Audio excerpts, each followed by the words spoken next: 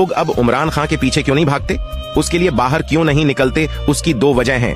हमारे पाकिस्तान में बिल्कुल इंसाफ नहीं होता, इमरान खान के साथ भी इंसाफ नहीं हुआ। जरा सी बात की वजह से उसको जेल के अंदर डाल दिया। नंबर 1, अवाम ने फुल कोशिश की जान लगा दी कि इमरान खान जेल में न जाए, जितनी कोशिश कर सकती थी।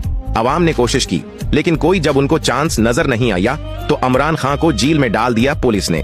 फिर अवाम बहुत ज्यादा बाहर निकली और अपनी सारी कोशिश जितनी थी सारी जान लगा दी इमरान खान बाहर निकलवाने में, लेकिन नहीं निकलवा पाई। इमरान खान के बाहर होने का आखिरकार थक हार के बैठ गई, क्योंकि उन्होंने इमरान खान को न सिर्फ जेल के अंदर बंद किया बल्कि इतनी ज्यादा सिक्योरिटी कर दी कि इमरान खान की एक फोटो भी देखना अवाम के लिए मुश्किल हो गया। मुझे ये समझ नहीं होती, ऐसा क्या डर है कि इमरान खान का एक फोटो तक बाहर दिखाना इन लोगों को इतना ज्यादा खौफनाक लग रहा है। नंबर 2, हमारी इमरान ये जान चुकी है कि हमारे मुल्क में जब भी कोई अच्छा लीडर होता है उसके साथ हमेशा यही होता है, जितनी मर्जी